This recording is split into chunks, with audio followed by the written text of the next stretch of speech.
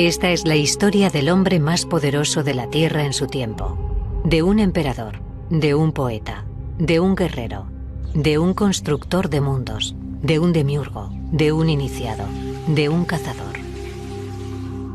Un hombre de rostro identificable, pero espíritu esquivo. Un hombre que viajó toda su vida, que edificó y legisló, que amó y sufrió quizá más que otros. Un creyente que se preparó para la eternidad. Adriano gobernó el Imperio Romano durante su época de mayor expansión y gloria. Fue un político con un plan ambicioso para su reinado. Diseñó el futuro. Adriano supo que la época de la expansión había tocado a su fin. Él, a cambio, ofreció la era de la consolidación. Un equipo de las universidades públicas de Sevilla lleva muchos años tras sus pasos. Juan Manuel Cortés Copete capitanea el grupo. Se trata de un conjunto de investigadores expertos en diferentes áreas como la historia de las religiones o las lenguas clásicas. Un estudioso inglés definió a Adriano como el más desconocido de los grandes emperadores romanos. Y aquí está una de las claves para entender nuestra tarea, de redescubrir la profunda intervención del emperador en una línea de transformación que el imperio estaba viviendo es nuestro objetivo fundamental. Hacer comprender que el emperador impulsó definitivamente y decididamente un proceso de integración cultural como nunca se había vivido. ¿Qué imagen tenemos de Adriano? La primera y más clara es sin duda la que proyectó la escritora francesa Marguerite Yourcenar en su novela Memorias de Adriano. Una imagen que no coincide con la realidad, aunque se apoya en textos clásicos como la Historia Augusta. Para algunos investigadores, la imagen que de Adriano forjó Marguerite Yourcenar es demasiado frívola. En la novela se nos presenta un personaje excesivamente narcisista, que a veces parece no tener otro objetivo que su propia satisfacción.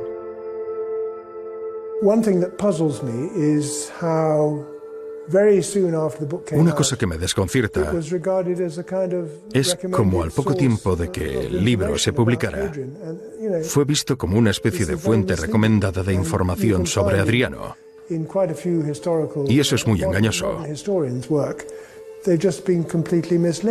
Adriano vive a la sombra todavía hoy de Trajano. Trajano goza de la fama de conquistador, de ejemplo de romano, de aquel título que le otorgan de Optimus Princeps, y detrás de esa sombra pues se vive con dificultad, de tal manera que Adriano aparece como un emperador o desconocido o débil, o en el mejor de los casos como un diletante. Yo creo que la novela de Marguerite Yourcenar ha contribuido profundamente a esto, ¿no? Un hombre interesado por el mundo de la cultura, que es emperador de alguna forma, pero que en realidad no parece que tuviera mucho interés en serlo, o que desde luego no parecía ocuparse tanto de los problemas del imperio como en realidad lo hizo.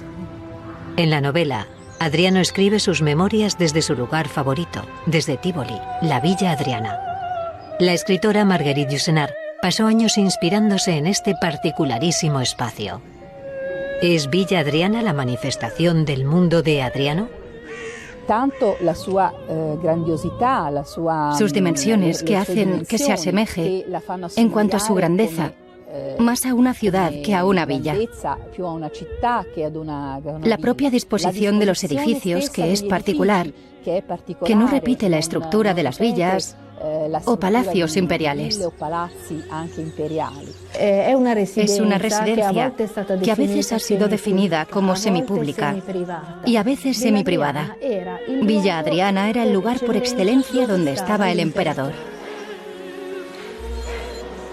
Si el panteón es una cosmogonía, Villa Adriana engloba las experiencias y creencias del emperador llevadas con un plan maestro al mundo de los espacios.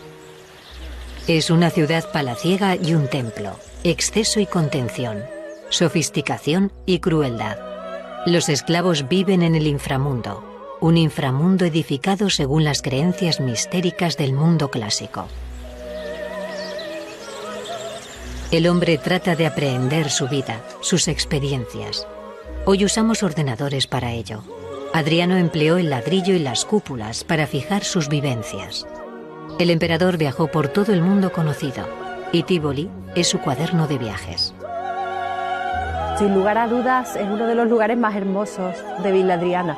Es lo que se conoce como el Canopo y es un nombre que se le da modernamente a este lugar que evoca el vínculo profundo de Adriano con Egipto. El curso de agua que se ve recibe el nombre de Canopo, rellamando en la memoria el canal que unía la ciudad de Canopo en el delta del Nilo con Alejandría.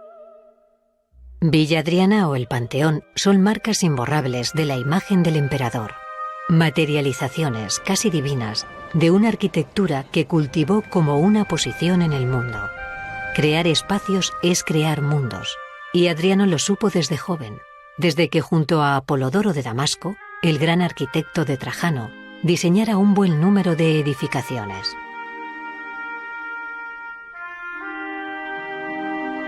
El reinado de Adriano es una explosión de obra pública. Adriano es el genuino arquitecto y el urbanista dilecto. Uno de los cambios más importantes que se estaba dando en el siglo II era el camino hacia un poder imperial que se podría definir como absoluto.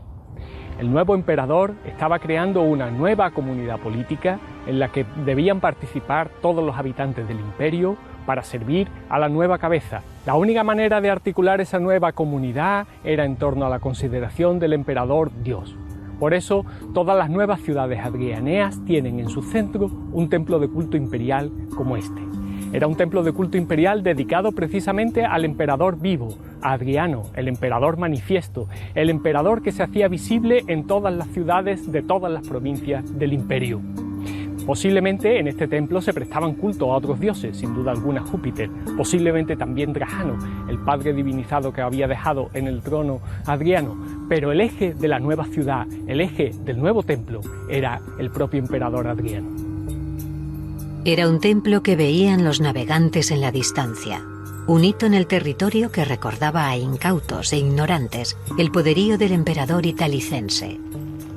Durante décadas se pensó que la biblioteca de Atenas fue la inspiración para el Traianeum de Itálica, pero una reciente investigación lo desmiente. Ha influido bastante sobre el así llamado Traianeum de Itálica y sobre la biblioteca de Adriano en Atenas. Hoy habrá que ver lo que digan las nuevas excavaciones, pero si efectivamente la relación entre las dos plantas de los edificios es muy estrecha, puedo decir que quizás haya sido Itálica la que ha influido en Atenas y no al contrario.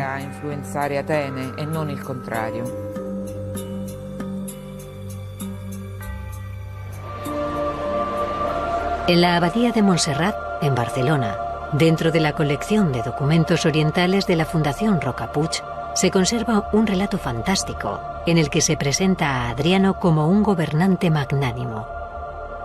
El papiro egipcio, escrito en latín, es un documento de valor excepcional y nos da una idea sobre la imagen que se tenía del emperador tras su muerte.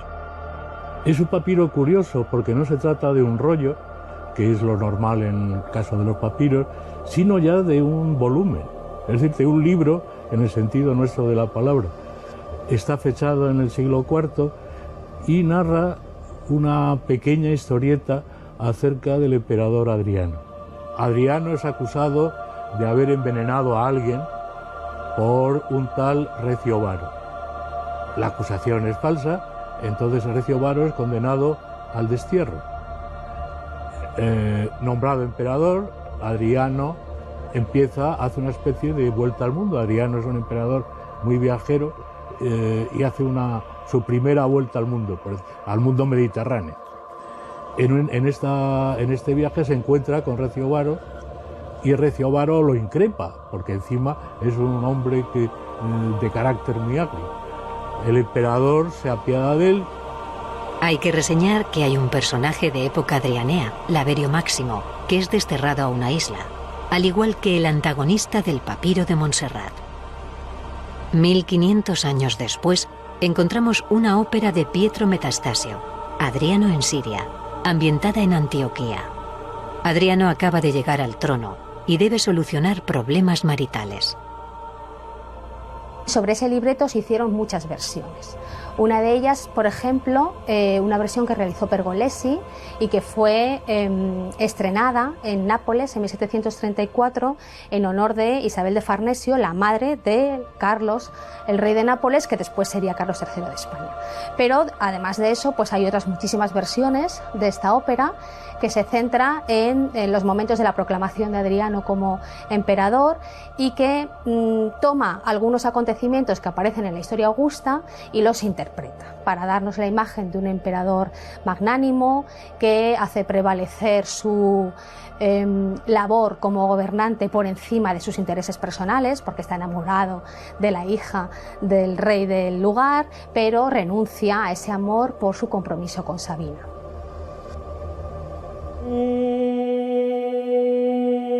Oh niño arquero de la melodiosa chipriota, que en la Tespias Heliconias habitas, junto al huerto florecido de Narciso. Sé propicio, acepta lo que a ti te ofrece Adriano, la parte más preciada de la osa que él mismo mató cuando a caballo la encontró. Y tú, Casto, a cambio de esto, sobre él insufla la gracia de la Urania Afrodita.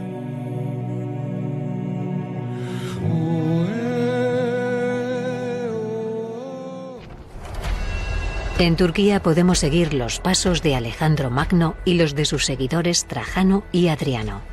Cada uno de los emperadores hispanos tiene algo de Alejandro en su manera de ver la vida. Trajano es un gran conquistador, el primero que somete Asia desde los tiempos del Macedonio. Ni Marco Antonio ni Craso lo habían conseguido. Adriano quiere un imperio estable, en paz. De Alejandro parece haber heredado el gusto por la cultura oriental y por su hibridación con la occidental. Es un hombre culto y busca la sofisticación allá por donde va. Imita el comportamiento de Alejandro tras la muerte de Hefestión, cuando perdió a su favorito, Antínoo, al que convierte en el último héroe de la antigüedad. Sigue los pasos de Alejandro en Asia. Refunda ciudades y construye edificios públicos dentro de complejos programas urbanísticos. Hoy en día puede disfrutarse de su obra por toda Anatolia. Algunos autores piensan que en realidad Adriano, a quien emula, es a Augusto. Por ejemplo, restauró el templo que tenía dedicado en Tarraco durante su visita del año 122, visita en la que acaeció un peligroso incidente.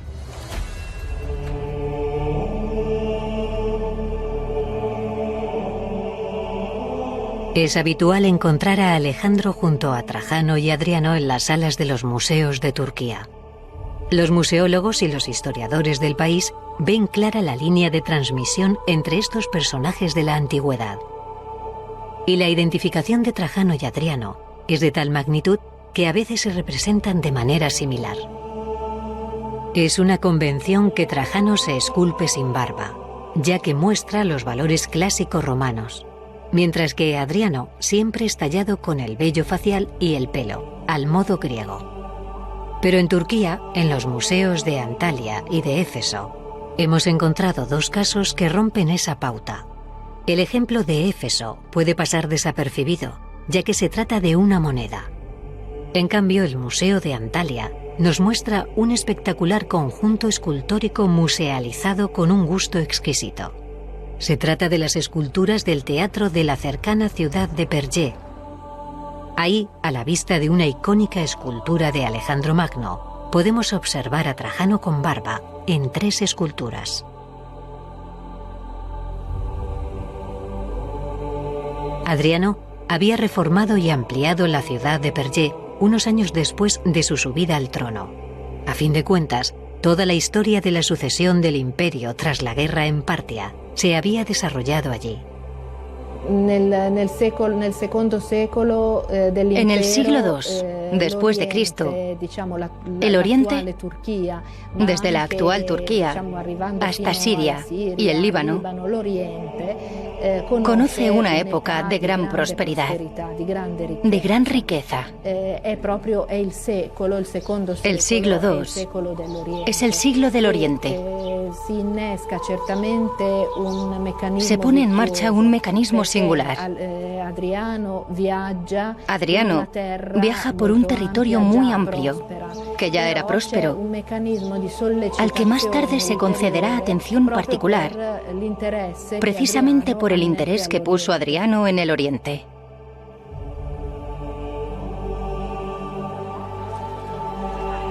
En otra de las grandes polis de la antigüedad donde Adriano intervino, podemos encontrar un testimonio directo de las guerras párticas.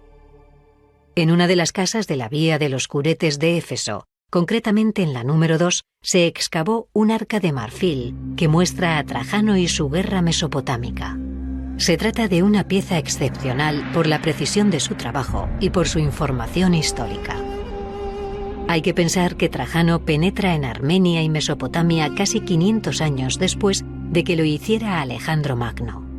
Es el primer occidental, el primer europeo en hacerlo con éxito. Y Adriano fue su mano derecha en la expedición, como lo había sido antes en Dacia o Moesia. Desde el año 106, Adriano redactó los discursos de Trajano, lo que da una idea muy clara de su relevancia en la órbita política del emperador. Pero ya había desempeñado cargos de gran responsabilidad anteriormente por orden de Trajano, prueba de que lo estaba preparando para el gobierno del imperio. Adriano se forja como un buen general gracias a que Trajano considera que esto es esencial para su proceso de formación. En el momento de la muerte de Trajano no hay ningún otro general en todo el imperio que mande tantas legiones en pie de combate como manda Adriano. En la historia augusta se narra cómo Adriano fue el primero en dar a Trajano la noticia de su nombramiento como emperador. También se afirma que Adriano y Trajano bebían juntos en las guerras dácicas, lo que implica camaradería. De hecho, en la guerra de la Dacia, Adriano desempeña un papel muy importante, llegando Trajano a regalarle un valioso anillo por su valor en la campaña.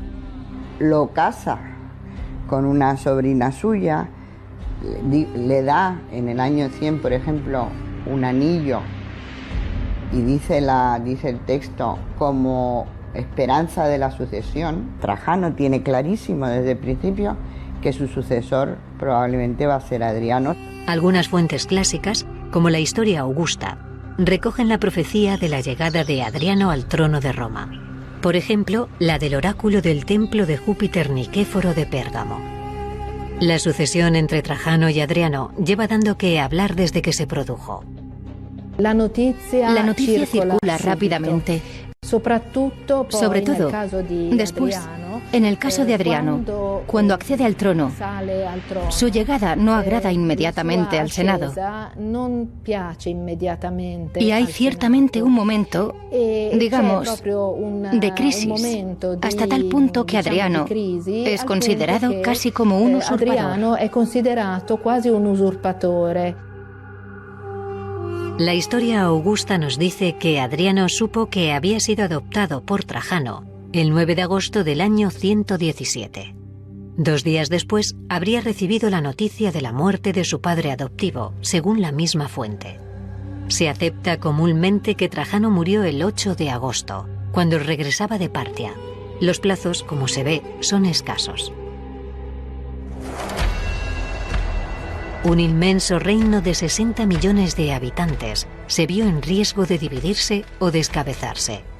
La capital, Roma, sede del Senado, está a miles de kilómetros del sur de la actual Turquía, lugar en el que se van a desarrollar los acontecimientos más importantes de la sucesión. Trajano muere en Selinuti, la actual Gazipasa. Adriano está cerca, en Antioquía, desempeñando su cargo de gobernador de Siria. Allí es aclamado por el ejército como nuevo imperator. La suerte de una nueva era estaba echada. Este documento de Alejandría recoge el hecho sucesorio. Los generales más cercanos a Trajano se encuentran entonces en diferentes lugares del Mediterráneo. Toda esta historia recuerda a Alejandro Magno y a los hechos acaecidos después de su muerte en Babilonia. Quizás algunos de los generales de Trajano, como Lucio Quieto o Palma, esperaran una división del imperio o implantar una dictadura militar. De hecho, se hizo una conspiración que motiva el asesinato de los 4 senadores que se le echa siempre en cara del principio de su imperio, ¿no? Adriano empleó 11 meses para llegar a Roma. Entre otras cosas, tuvo que sofocar una rebelión en la Dacia.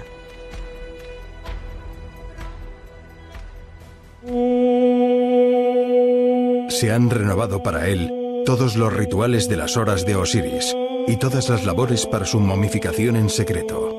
Y toda la tierra fue presa de una justa amargura plagada de eruditas disputas.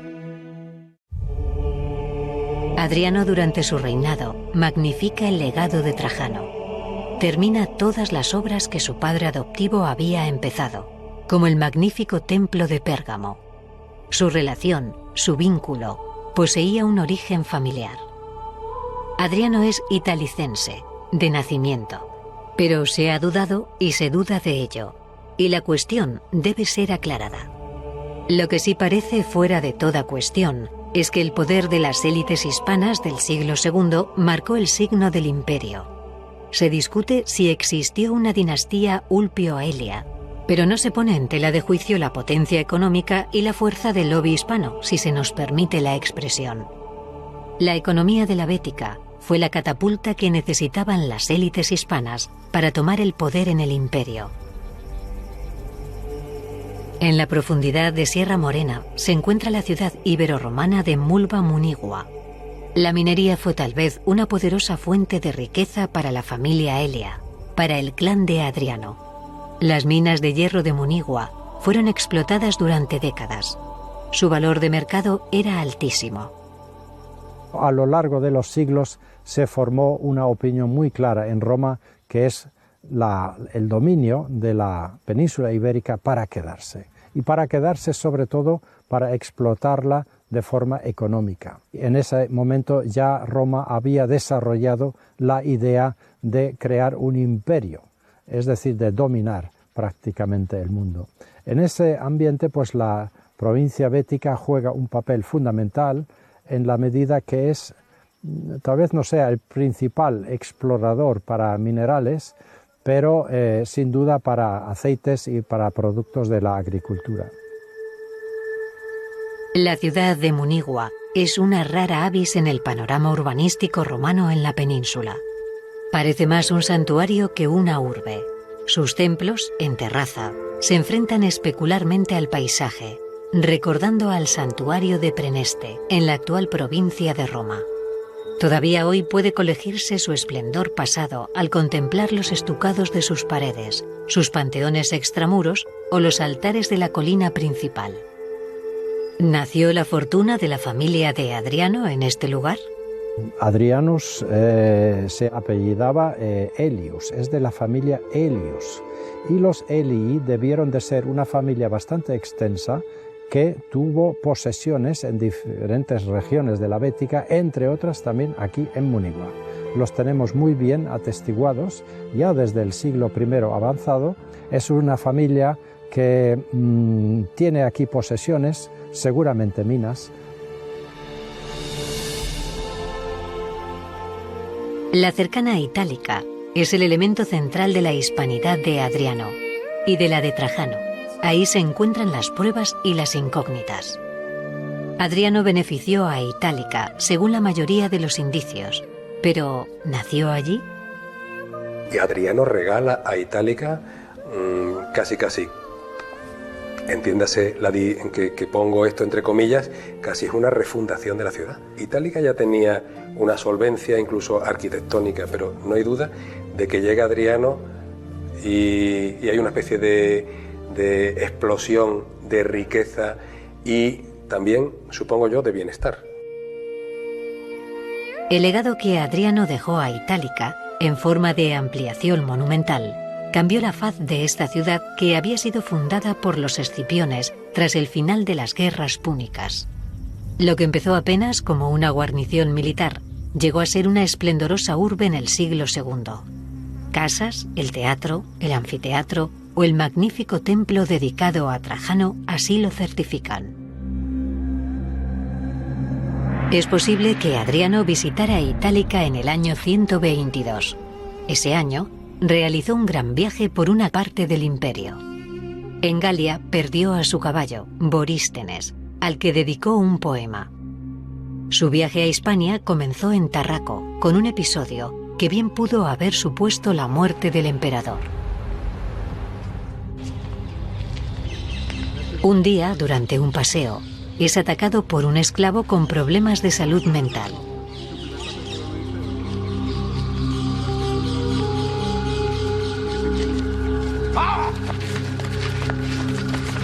Los pretorianos responden con presteza y Adriano resulta ileso. Después, indulta al esclavo.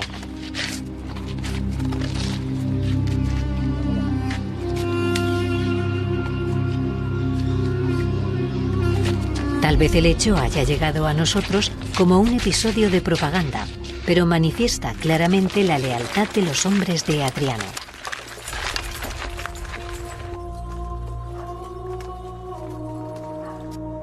Lo que sí está demostrado documentalmente es que Adriano visitó la patria de su madre, Gades, y es probable que hiciera una vistosa ofrenda en el cercano templo de Hércules Melcar.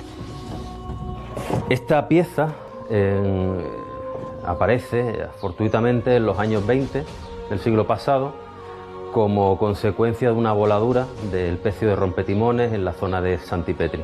La pieza tiene una gran importancia arqueológica, no es frecuente encontrar piezas de bronce de esta envergadura, de esta época. La escultura, la Toracata, presenta la figura de Océano en el pectoral, una iconografía que se puede ver habitualmente en el mundo clásico. El océano lo rodea todo. El propio Panteón de Roma, Cosmogonía Adrianea, vendría a significar eso, la integración de la totalidad en un cuerpo esférico. El templo de Hércules, en el que Adriano homenajea a César y probablemente al océano, es otra forma de reafirmar el símbolo. Tierra rodeada de mar, esfera celeste. Adriano se considera también océano. Mira al atardecer, al sol poniente, al rojo alquímico, como lo mirara el mismo Alejandro. Es el reino de la Medusa.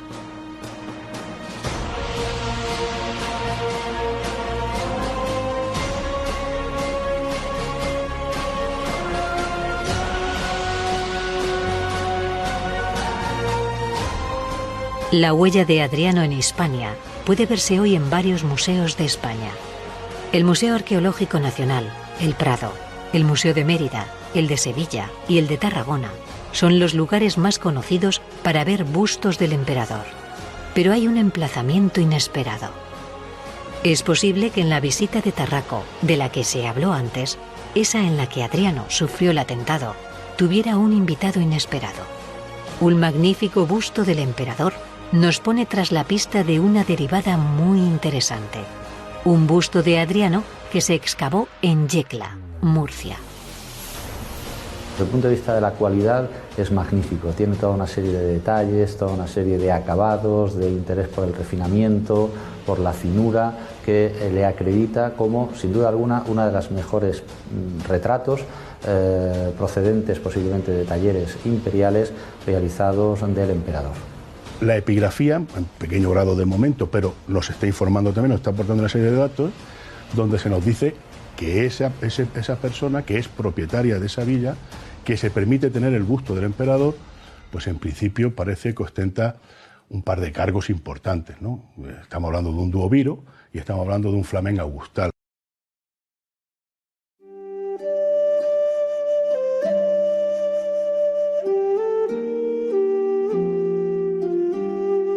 El ejército fue la casa de Adriano y el hálito de sus innumerables viajes. Comenzamos su relato en los confines del mundo, en el Limes del norte, en el lejano país de los hombres azules y las leyendas artúricas.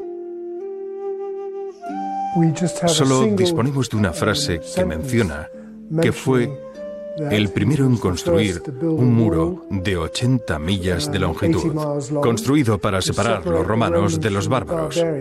La política de Adriano fue relativamente conservadora en el sentido de estabilizar todos los frentes, los limes.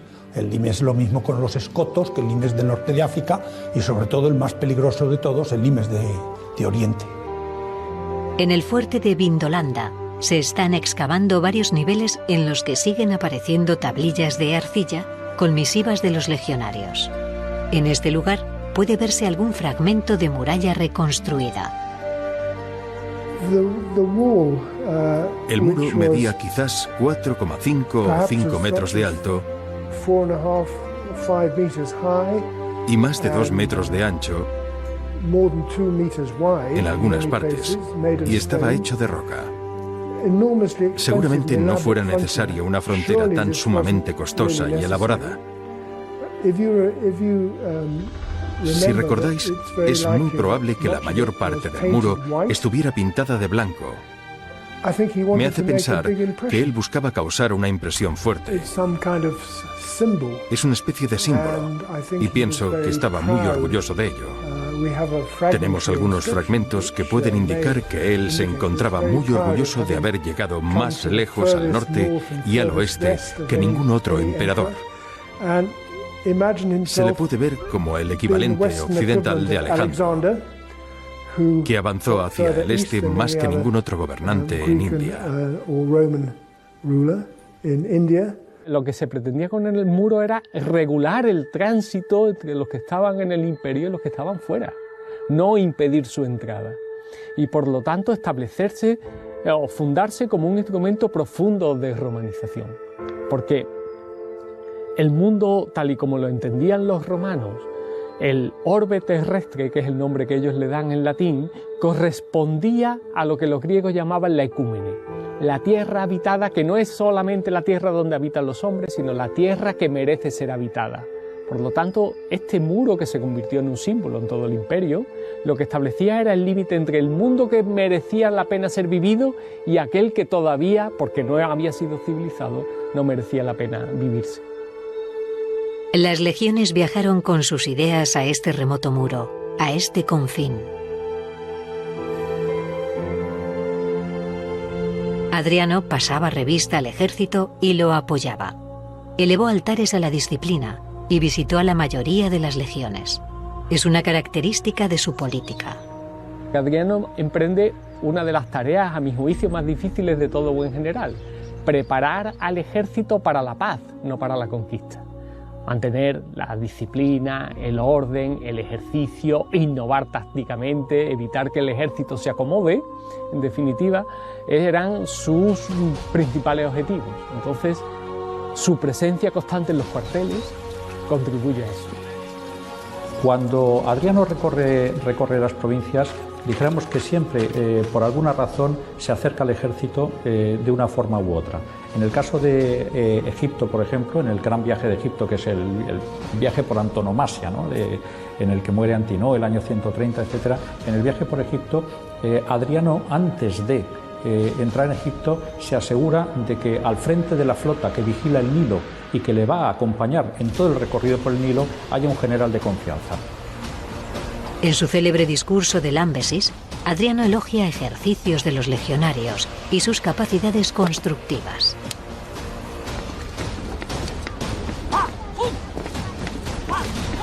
Es evidente que Adriano nunca descuidó al ejército.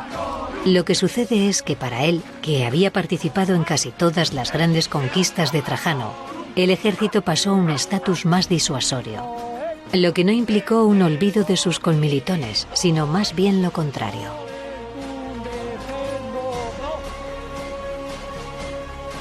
Las legiones se transformaron en un arma disuasoria y de gran versatilidad, un eje sin duda de su política que tuvo otras líneas maestras.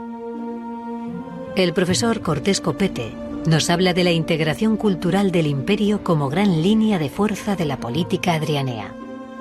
Adriano, antes de morir, prepara su templo de culto imperial para, una vez que haya sido divinizado, podérsele prestar culto en la ciudad, y siguiendo su espíritu lo que hace es representar todas las provincias del imperio en el propio templo. Entonces se representan así como mujeres, como alegorías. Es una tradición ya antigua. Clarísimamente este es su testamento político, porque él lo que está intentando es representar en la capital del imperio todas las provincias.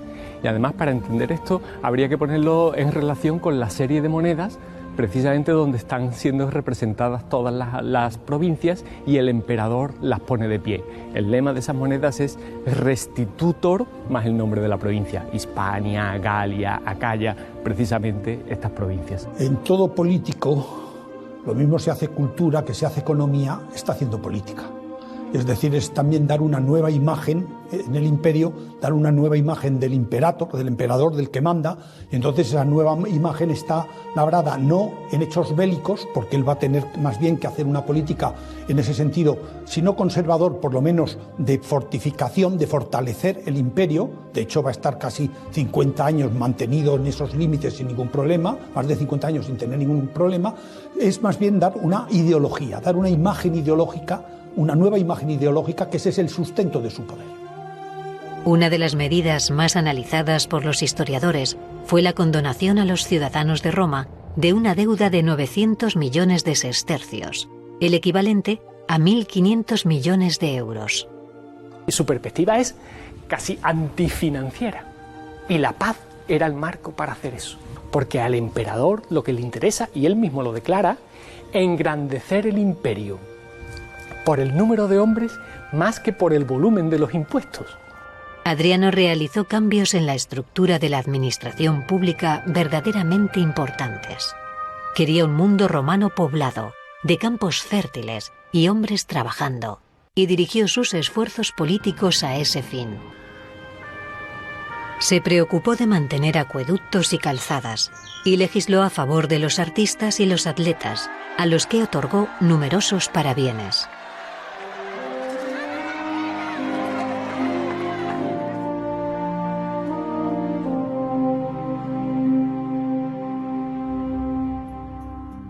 En el ágora romana de Atenas, disimulada por la falta de indicación, se encuentra inscrita en un pilar la llamada Ley del Aceite de Atenas. Esta ley del aceite parece que tuvo su traslación escrita en la ciudad ibero-romana de Cástulo. Y no fue el único tema de orden práctico que Adriano legisló en Grecia. La relación de Adriano con el mundo griego es intensísima, favoreciendo el emperador a toda la Hélade. Al convertirse en arconte, Adriano asume la magistratura más importante de Atenas, e incluso de Grecia, porque naturalmente Atenas era una suerte de capital moral de Grecia. Lo que los investigadores denominan como greicidad fue un elemento clarísimo de cohesión social y cultural, un sustrato de legitimidad para la política adrianea. Pero Adriano es el primero en transformar una actitud propia y personal en una estrategia de poder.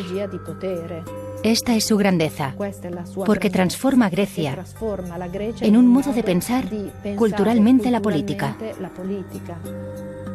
Adriano había sido un enamorado de la cultura griega desde su juventud y dedicó gran parte de sus viajes y recursos a ocuparse de los griegos.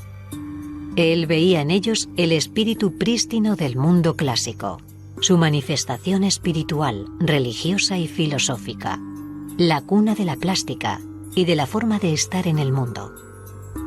Aquí en Grecia y en Atenas y en la literatura del siglo V y del siglo IV, en la filosofía, en el pensamiento político, se encuentra una idea que conforma profundamente nuestro mundo. El hombre solamente puede ser hombre si es capaz de desarrollar todas sus capacidades artísticas, literarias, humanísticas, económicas, políticas. Eso es lo que significaba Grecia. Grecia es el antimodelo de la servidumbre y de la esclavitud. Es el modelo de la libertad política y de la plenitud del ser humano. Y él se viene aquí a buscar esto para lanzarlo a todo el mundo romano. Tanto que la educación en griego se dice paideia, pero se traduce al latín como humanitas, lo que nos hace profundamente humanos. En Antalya construyó la magnífica puerta de la ciudad, que todavía hoy causa admiración por su armónica fábrica. La mayor parte de Pergé se edificó bajo su reinado. Plancia Magna, una poderosa señora del lugar, continuó el proyecto edilicio de Adriano. Pergé había sido fundada tras la guerra de Troya, según noticias que parecen más míticas que reales. En Perge se mantienen en pie un ninfeo y su puerta monumental de época helenística. Éfeso es un proyecto muy personal de Adriano. Allí construyó el templo a Trajano y el suyo propio. La Vía de los Curetes o la biblioteca de Celso no serían lo mismo sin él. Adriano salvó a la ciudad varias veces de la bancarrota y pagó el dragado de su puerto. Las ciudades de la costa Anatolia eran griegas a todos los efectos en tiempos de Adriano. Adriano considera todas estas ciudades como centros griegos.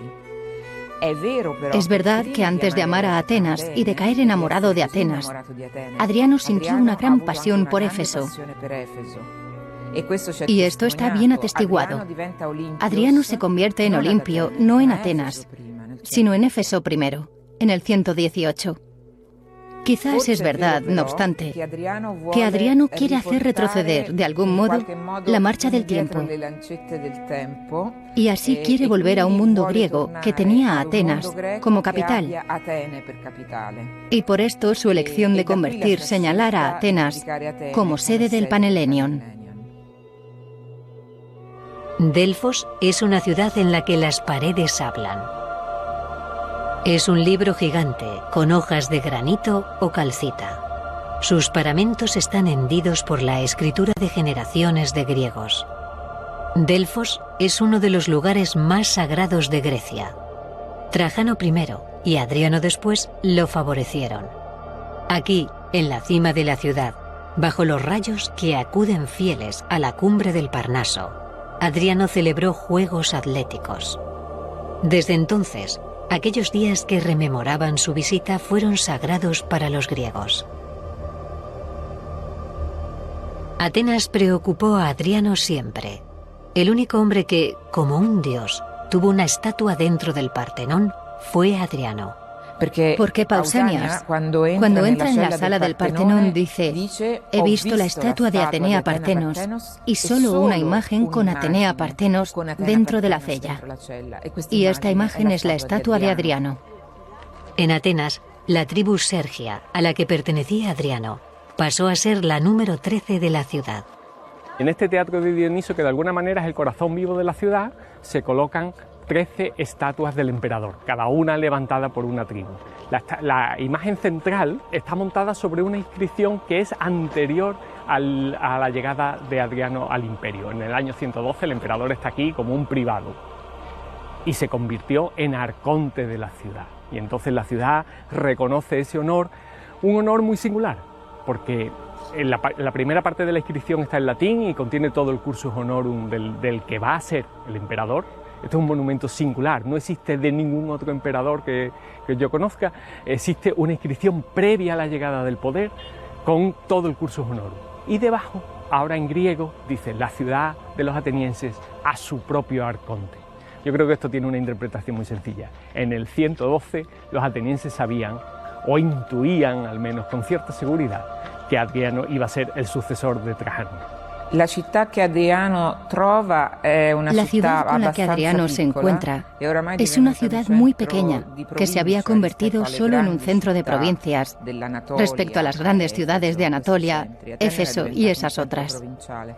Atenas se había convertido en una ciudad de provincias y Adriano hace muchísimo para colocar a Atenas en el centro del imperio y para que Atenas volviera a ser una capital. Trabaja, surte a la ciudad de agua con el acueducto que construyó y que fue terminado por Antonino Pío. Y esto tuvo que suponer un gran cambio para la ciudad. Y sobre todo, Atenas vuelve a ser una capital, porque Adriano elige Atenas como sede del Panhelenion.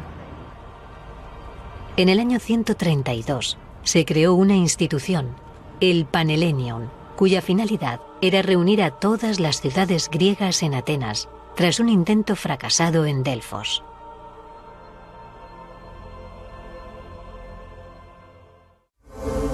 Su justo lugar está en el tribunal de los justos y de los iluminados perfectos que están en el cortejo de Osiris, en el seno del mundo sagrado del Señor de la eternidad, y se le ha decretado el triunfo.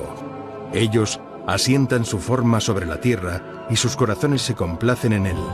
Cuando va al lugar que quiere, los porteros del más allá le dicen: «Alabado seas». Ellos descorren sus cerrojos y le abren las puertas delante de él, por toda la eternidad, todos los días, porque esa será la duración de su existencia. Griego fue también, aunque de Bitinia, en la región del Mar Negro, su favorito Antínoo.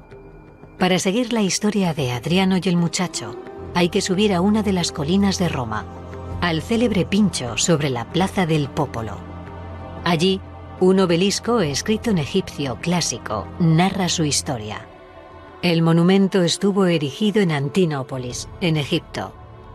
Este es una de las piezas más impresionantes de la época de Adriano, porque es un obelisco egipcio. Los emperadores romanos habían traído muchos obeliscos egipcios, pero este es muy peculiar, porque está hecho ex professo. No se trata de un obelisco antiguo que haya sido traído, sino que ha sido escrito por orden del propio emperador.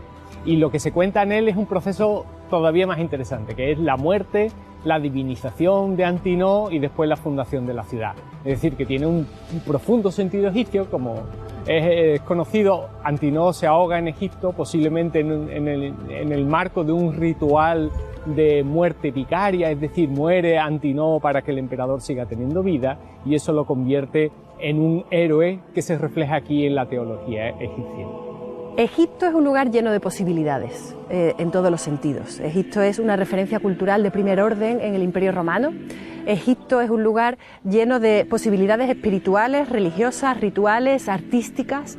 Es un lugar que actúa como un imán para todos los corazones sensibles, las almas sensibles del imperio. Y Adriano, sin ninguna duda, no podía dejar pasar Egipto en sus viajes. De hecho, estuvo allí en torno al año 130 y allí tuvo lugar, sin duda, uno de los episodios más señalados de la vida de Adriano, que es esa famosa muerte por accidente o no por accidente del joven Antínoo. O lo sacrifica, como dice también Dion Casio, él solo está dispuesto a ofrecerse como sacrificio sustitutorio para la vida del emperador. Y esta es la razón por la que Antínoo se convierte en un héroe.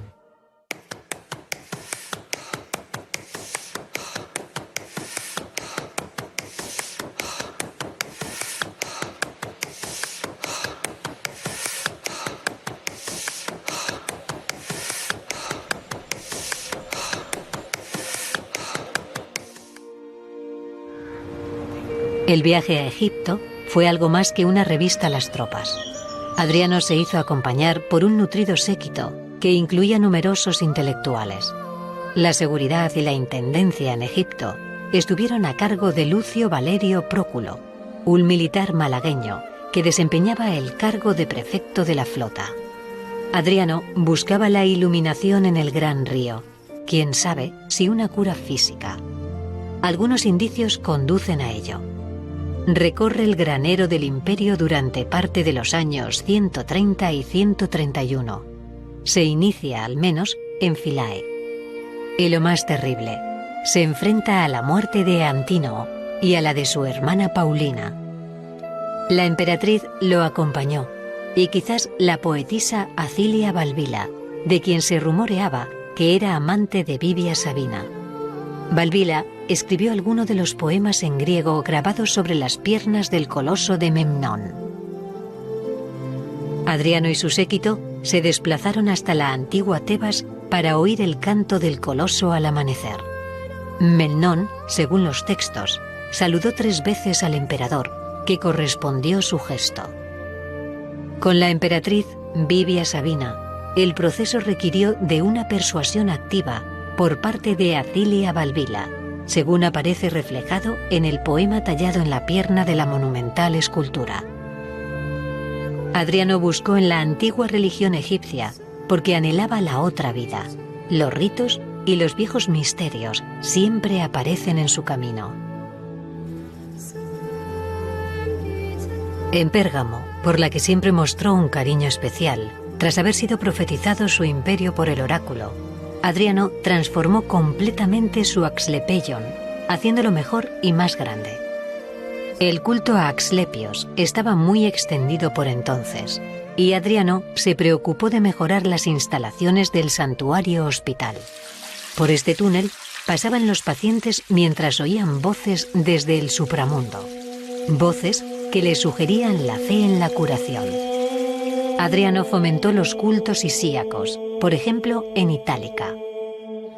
El emperador fue iniciado en los misterios menores y los mayores de Eleusis. El segundo nivel, verdaderamente el Sancta Sanctorum, los misterios de los misterios, en cambio estaban abiertos a pocos. Y Adriano alcanza también este segundo nivel. No sabemos en qué consistían exactamente los misterios eleusinos, pero muy probablemente estaban relacionados con un discurso del renacimiento y de la inmortalidad.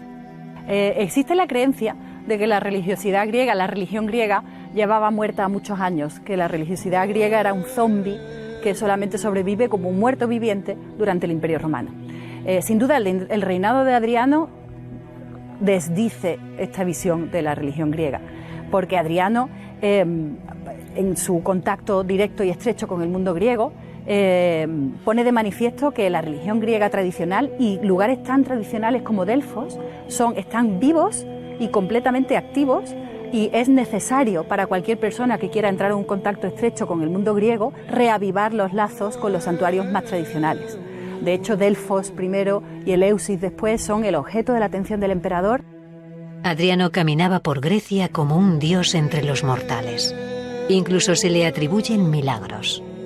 Aparece un Dios que pueden ver, ¿no? Incluso hay algunos testimonios en los que los propios fieles dicen: a este Dios lo veo, a Zeus es al que no veo, pero a Adriano lo veo paseando por las calles. Pero es un Dios, no es un hombre. Eso para nosotros es difícil de entender. Adriano aparece citado en el Talmud. No obstante, tuvo graves problemas con los judíos, lo que le llevó a una larga guerra contra Simón Bar Cosba. Una guerra de 6 años que casi alcanza el final de sus días. Un conflicto que requirió hasta la intervención de legiones destacadas en Britania. Tras diferentes avatares, Antonino Pío fue nombrado como sucesor de Adriano. Adriano escribió un discurso a su alma, su adiós a la vida. En su lecho de muerte, está pensando en otro viaje más, en el último. Le pregunta a su pequeña y querida alma errante, ¿a dónde quiere ir ahora? La respuesta es triste. A lugares que son oscuros, fríos y brumosos. Animula, vagula, blandula. Hospes comesque corporis, quonum cavivis, in loca pallidula rigida nubila, necut solis davis iocos.